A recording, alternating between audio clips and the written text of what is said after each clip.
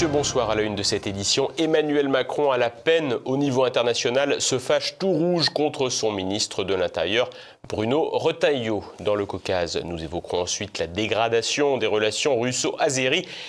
Ils ont dit au revoir aux Français. Ils risquent désormais de vivre sous la loi des djihadistes. Au Sahel, les islamistes débordent les juntes au pouvoir et la perspective d'un califat ne peut être exclue. Fâché contre Retailleau, en échec sur la scène internationale, le président Macron vit une fin de règne délicate et voit l'existence même de son héritage contesté. Je respecte évidemment à la fois la personne et la fonction présidentielle parce que je suis gaulliste. Ça ne fait pas de moi un macroniste, chacun le sait depuis longtemps. Chacun doit pouvoir librement, respectueusement aussi, assumer sa propre différence. Le macronisme a de moins en moins la cote. Le ministre de l'Intérieur et candidat putatif à l'élection présidentielle de 2027, Bruno Retailleau, cultive sa différence avec le président en exercice. Dans un entretien paru dans Valeurs Actuelles, il a une nouvelle fois mis un coup de griffe au président, affirmant que le macronisme mourrait avec le départ de son géniteur. Cette sortie médiatique de Bruno Retailleau met en lumière la fracture croissante au sein de l'exécutif français, fragilisant le socle commun que le président cherche à maintenir. Lors du Conseil des ministres de mercredi, l'ambiance était décrite comme glaciale, marquée par des échanges tendus. Emmanuel Macron, piqué au vif, a semblé recadrer Bruno Retailleau en lui demandant un point sur les violences urbaines, puis en critiquant des positions qu'il qualifie de simplistes sur des sujets comme la loi du plomb, visant indirectement le ministre. Sur ce sujet brûlant, le président doit composer avec une aile gauche plutôt hostile, à l'image d'Agnès Pannier-Runacher, ministre de l'écologie, qui reste néanmoins en place, la soupe même aux pesticides est bonne, et des républicains favorables au texte. Le report d'une rencontre prévue jeudi entre Emmanuel Macron et Bruno Retailleau, remplacé par un entretien avec François Bayrou, illustre cette mésentente. Officiellement, l'agenda portait sur les relations avec l'Algérie, un sujet où Bruno Retailleau critique la diplomatie des bons sentiments de l'Élysée, plaidant pour un rapport de force plus assumé. Le dossier algérien, échec d'Emmanuel Macron, qui a d'un côté reconnu la marocanité du Sahara occidental et qui en même temps renonce à aller au bras de fer avec Alger, multipliant les déclarations de repentance et se trouvant incapable de faire libérer l'écrivain Boualem Sansal ou le journaliste Christophe Glaise. Cet échec avec l'Algérie et ce double discours perdant peut être mis en parallèle avec le dossier palestinien. D'un côté, Emmanuel Macron a soutenu les attaques israéliennes sur l'Iran et le Liban, mais il dit qu'il faut reconnaître un État palestinien sans évidemment s'avancer en matière de calendrier. Résultat, l'État hébreu boude le président français sans pour autant que la France n'ait permis de faire avancer un plan de paix. En Ukraine, ces tentatives de dialogue avec Vladimir Poutine ont échoué et l'Union européenne, sous sa présidence, a été marginalisée dans les pourparlers sur la crise dès 2022. De passage en Allemagne jeudi pour réanimer une fois de plus la flamme du fameux couple franco-allemand, le président a un bilan international plus que négatif. L'humiliation sur la scène diplomatique pourrait se doubler de revers électoraux à venir. Ainsi, LR refuse toute alliance électorale avec les macronistes pour les municipales de 2026, ce qui veut dire que des membres du gouvernement pourront s'opposer entre eux lors d'élections dans un an. Sauf si LR quitte le gouvernement, notamment dans le cas d'une dissolution. Et en cas de nouvelles législatives, rien n'indique que les troupes centristes du président parviendront à stopper l'hémorragie électorale. La partition jouée par Bruno Retailleau, elle, ressemble férocement à celle de Nicolas Sarkozy, se différenciant du président Chirac durant les 2 années qui précédèrent son élection en 2007. Le président Macron, lui, voit de moins en moins de lieutenants voler à son secours. Gabriel Attal, président de son parti, n'a par exemple pas cru nécessaire de prendre la défense du président en fin de règne.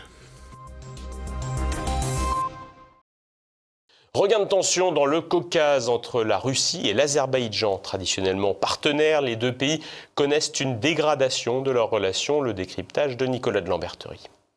Les images d'accolades amicales de l'été dernier, où le président russe Vladimir Poutine était reçu en Azerbaïdjan par le couple présidentiel de Bakou, semblent bien lointaines. Pourtant, depuis les années 90 et l'arrivée au pouvoir d'Heydar Aliyev, les relations Russie-Azerbaïdjan sont plutôt bonnes, en dépit du conflit du Karabakh, le tout étant fondé non pas tant sur une profonde appréciation mutuelle que sur la coopération pragmatique entre ces deux grands pays exportateurs de matières premières énergétiques. Moscou avait d'ailleurs laissé l'Azerbaïdjan, entre 2020 et 2023, reprendre possession du Haut-Karabakh aux forces arméniennes et progressivement retirer ses troupes de la région, laissant ainsi à l'Azerbaïdjan le premier rôle parmi les trois petits États du Caucase, qui sont toutes d'anciennes républiques soviétiques, elles-mêmes entourées par trois grandes puissances, puisque les trois pays du Caucase sont entourés par la Russie, la Turquie et l'Iran. La diplomatie d'équilibre et d'équidistance azerbaïdjanaise, consistant à coopérer avec les Occidentaux sans pour autant s'éloigner de la Russie, à tel point que certains soupçonnent l'Azerbaïdjan de revendre du gaz russe sur d'autres marchés, a très bien réussi à Bakou, qui a ainsi pu devenir le pays organisateur de nombreux événements internationaux prestigieux, de la Formule 1 en passant par la COP29.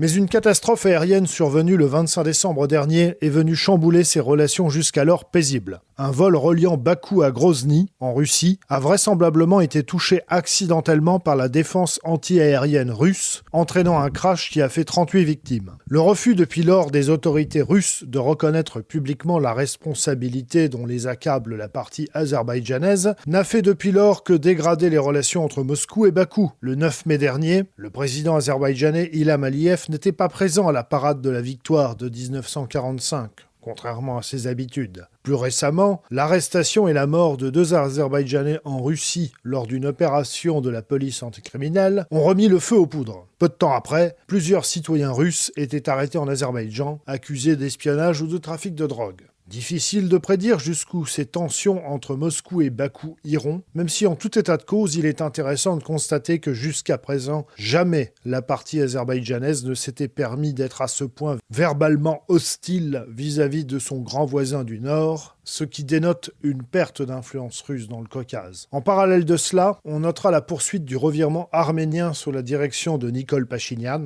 puisque l'Arménie a officiellement demandé son adhésion à l'Union européenne, ce qui symbolise une nouvelle étape de l'éloignement avec la Russie, et que par ailleurs une rencontre historique a eu lieu entre Pachinian et le président turc Erdogan. En parallèle de cela, les pourparlers de paix entre l'Arménie et l'Azerbaïdjan progressent lentement, même si divers points sont toujours en suspens, la partie azerbaïdjanaise en position de force étant en demande de garanties solides, tandis que la société arménienne est toujours assez fracturée sur la question, même si une courte majorité d'Arméniens semble désireuse de faire progresser le processus de paix avec l'Azerbaïdjan, tant le rapport de force est défavorable à Yerevan. Mais un dernier point crucial fait toujours débat, la question du corridor du Zengezur, un projet demandé par les Azerbaïdjanais de longue date et qui permettrait de relier l'enclave du Nakhitchevan au reste du territoire azerbaïdjanais. Un projet qui va bien au-delà du désenclavement du Nakhitchevan, puisque cette enclave dispose d'une petite frontière commune avec la Turquie, qui elle-même est désireuse d'être reliée à son allié azerbaïdjanais par la route, pour avoir un accès direct à la mer Caspienne, puis au monde turcophone de l'Asie centrale,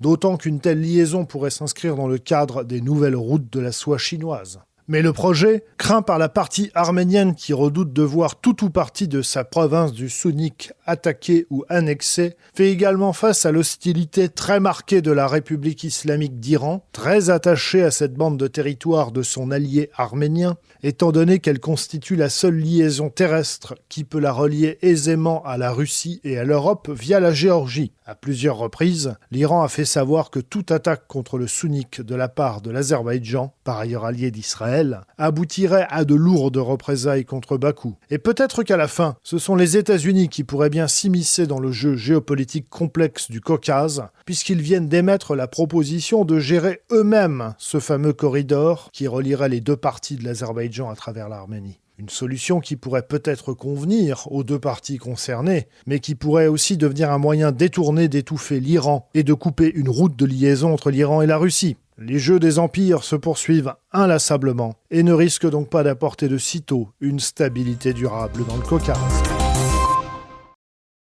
Le Sahel sous la menace djihadiste. Depuis fin 2024, les juntes au pouvoir font face à une multiplication des attaques islamistes que les troupes françaises affrontaient jusqu'à leur départ. La perspective d'un califat ne peut être désormais exclue. Explication Édouard Chano. Samedi 19 juillet, au Burkina Faso, la ville de Fada N'Gourma subit une attaque djihadiste, la troisième en 3 semaines. Cette fois, des engins de construction sont incendiés aux abords de l'université. Fin juin, une attaque contre le poste de police avait déjà fait 8 morts parmi les forces de sécurité. Elle avait été revendiquée par le groupe de soutien à l'islam et aux musulmans, JNIM, affilié à Al-Qaïda. Depuis le mois de mai, selon Reuters, 400 soldats de l'armée régulière auraient été tués dans les 3 pays de la région, le Burkina Faso, le Mali et le Niger. Plusieurs groupes sont à l'œuvre, dont l'État islamique au Grand Sahara ou le Front de libération de l'Azawad, à dominante Touareg. Mais le JNIM est devenu l'un des groupes les plus meurtriers du Sahel. Selon la BBC, il serait responsable de la moitié des attaques entre 2017 et 2023. Selon l'index global du terrorisme, publié par l'Institut pour l'économie et la paix en 2025, les attaques au Sahel comptent pour près de 20% des attaques terroristes dans le monde et pour la moitié des décès liés à celui-ci, avec 4000 morts annuels. La violence endémique est, rappelons-le, l'un des facteurs ayant contribué à plusieurs coups d'État militaires ces 5 dernières années dans la région. Les juntes ont chassé les forces françaises qui luttaient depuis 2013 contre les terroristes, un départ aussi réclamé par les populations. La MINUSMA, la force de maintien de la paix de l'ONU, qui n'avait pas pour mission de lutter contre le djihadisme, a quitté quant à elle le pays fin 2024. Les putschistes à l'origine de l'Alliance des États du Sahel se sont tournés vers la Russie et dans ce cadre, l'inefficacité de la société militaire privée russe Wagner a été pointée du doigt par l'Occident. Celle-ci a été remplacée par l'Afrika Corps, cette fois sous la direction du ministère russe de la Défense au mois de juin dernier. Un premier revers a eu lieu le 13 juin dans la région de Kidal au Mali contre le Front de libération de l'Azawad, mais l'organisation paramilitaire russe continue d'épauler les troupes africaines. Les forces de l'AES revendiquent régulièrement la neutralisation de djihadistes. Le 11 juillet dernier, les forces armées maliennes rapportaient avoir mené un raid d'ampleur encore dans la région de Kidal et des frappes aériennes dans la région de Tombouctou. Selon Leslie Varenne, spécialiste de l'Afrique et auteur de l'essai Emmanuel au Sahel, itinéraire d'une défaite, la situation reste incertaine et il convient de ne pas trop écouter les propagandes qui circulent. D'abord, on ne peut pas mettre tous les pays du Sahel dans le même lot parce que chaque pays a sa problématique, même s'il y a beaucoup de choses, et ils ont beaucoup de choses en commun, mais et chaque situation est différente. Vous avez une situation beaucoup plus dramatique au Burkina Faso qu'elle ne l'est au Niger, qu'elle ne l'est au Mali. Il y a de la propagande des deux côtés.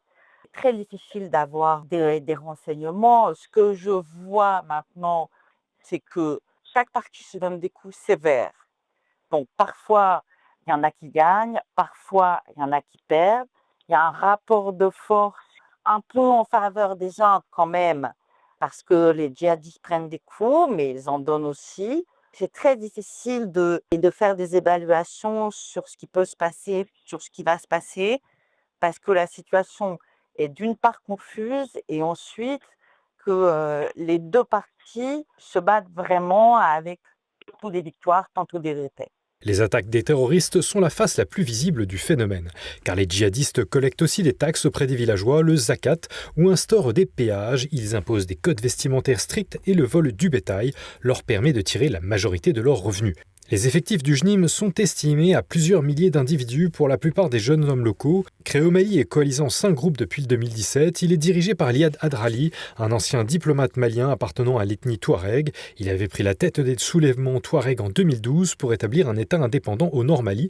Son adjoint, Amadou Koufa, appartient quant à lui à la communauté Peul. Car bien sûr, le conflit renferme un soubassement de lutte interethnique entre les agriculteurs sédentaires et les bergers Peul appauvris auxquels s'adressent les djihadistes. Au Mali, ils sont environ 2,7 millions, 13% de la population totale, 1,7 million au Niger et 1,5 million au Burkina Faso. De quoi agiter le spectre d'un califat dans la région, au point qu'un scénario à la syrienne ne peut être exclu, comme l'explique Leslie Varenne. Évidemment que Yad Ghali regarde ce qui se passe au Moyen-Orient. Il a même, je pense, des contacts au Moyen-Orient. Donc évidemment qu'il regarde ce qui se passe. Et bien sûr que de voir Boulani, alias Al-Shara, arrivé au pouvoir alors qu'il était un membre éminent de l'État islamique d'abord, d'Al-Qaïda ensuite et d'Al-Nosra après, arriver au pouvoir et être reçu à l'Élysée et serrer la main de Trump, vous pensez bien que ça peut lui donner des idées. Maintenant, est-ce que les djihadistes arriveront à rentrer dans Bamako, à prendre la ville? Moi, je ne le crois pas. C'est plus compliqué au Burkina. Mais en tout cas, à Bamako, je ne le pense pas. Une zone dans le nord donc où la loi coranique serait appliquée, comme ce fut le cas avant l'intervention française, il y a 12 ans. L'actualité en bref en France. Marine Le Pen ne veut pas se laisser expulser du match. La présidente du groupe RN à l'Assemblée nationale avait juré d'épuiser tous les recours possibles. Ainsi conteste-t-elle l'exécution provisoire de sa peine d'inéligibilité par tous les moyens légaux, selon une information du Parisien. Elle a déposé 2 recours assortis de questions prioritaires de constitutionnalité, les QPC, devant le Conseil d'État. Le premier, déposé le 11 juillet, conteste le refus de François Bayrou d'abroger des dispositions du Code électoral, entraînant sa radiation des listes électorales. Marine Le Pen a par ailleurs saisi le 3 juillet le Conseil d'État en appel d'une décision de justice du tribunal administratif de Lille du 4 juin. Ce jour-là, le tribunal avait confirmé sa démission d'office de son mandat de conseillère départementale, déclarée par le préfet du Pas-de-Calais le 10 avril, en raison de l'exécution provisoire de sa peine d'inéligibilité, une atteinte flagrante à la liberté des électeurs, selon le RN. Les ambitions parisiennes de Rachida Dati perturbées par les juges. Mardi, le ministre de la Culture et maire du 7e arrondissement de la capitale a été renvoyé devant le tribunal correctionnel pour corruption et trafic d'influence. Rappelons qu'il s'agit des 900 000 € que Rachida Dati aurait touchés entre 2010 et 2012 de la part de l'entreprise Renault. Des honoraires perçus en toute confidentialité, voire en toute opacité, avec très peu d'éléments matérialisant son travail. Rachida Dati, ancien magistrat et ministre de la Justice, a d'abord été placé sous le statut de témoin assisté, puis en 2021 mis en examen et enfin renvoyé en correctionnel. Un feuilleton qui tombe au mauvais moment à l'approche des élections municipales de Paris. Rachida Dati avait retrouvé l'espoir d'emporter la mairie de la capitale en s'alliant avec la Macronie.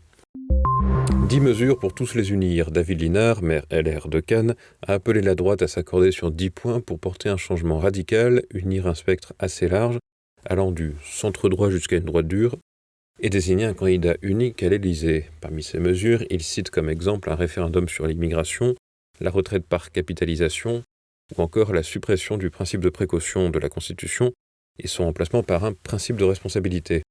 Un choix qui permettrait d'aller vite selon lui une fois entré à l'Élysée.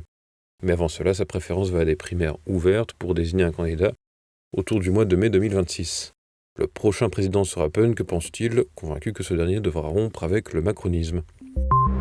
Le couple Macron attaque l'influenceuse américaine Candace Owen en justice. Il réclame un montant exemplaire de dommages et intérêts.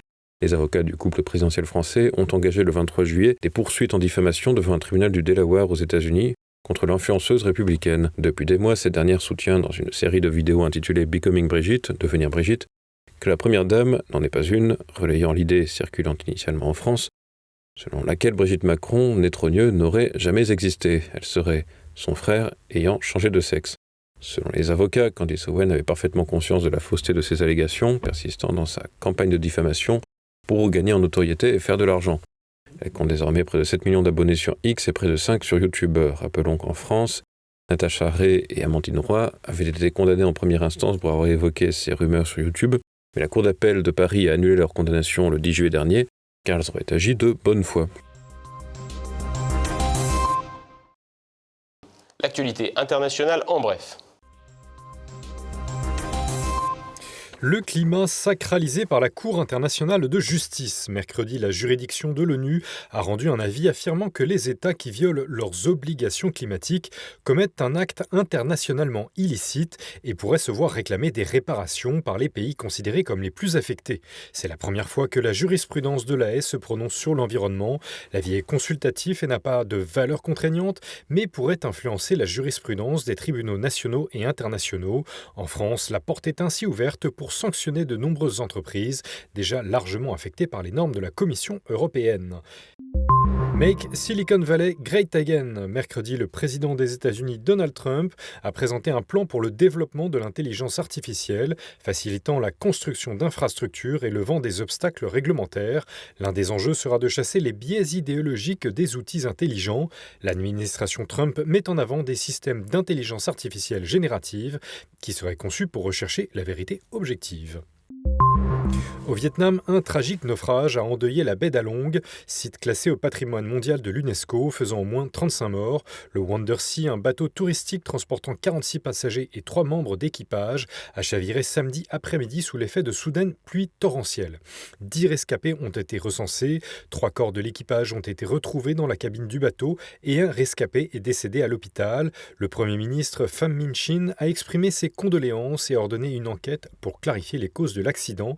La baie d'Along, prisée pour ses paysages spectaculaires, avait déjà été frappée par des naufrages en 2024, notamment après le typhon Yagi. Tensions militaires en Asie du Sud-Est. Depuis la mort d'un soldat cambodgien lors d'un accrochage frontalier, les tensions entre la Thaïlande et le Cambodge s'intensifient, ravivant un différend territorial datant du tracé frontalier de la période française. Jeudi, la Thaïlande a accusé le Cambodge d'une attaque de roquettes à Surin, tuant un civil, et a riposté par des frappes aériennes sur des cibles militaires cambodgiennes. Les deux pays s'accusent mutuellement d'avoir initié les hostilités près du temple Prasat Tan Mueang Thom. Les relations diplomatiques sont au point mort, avec des ambassades rappelées et des postes frontières fermés. Le Cambodge a rétrogradé ses relations avec Bangkok et interdit les importations thaïlandaises, tandis que la Thaïlande bloque touristes et travailleurs. Ce soir, Immédiat et l'avocat Gilbert Collard sur la chaîne YouTube format court de TVL. C'est la fin de cette édition. Merci de votre fidélité. À vendredi.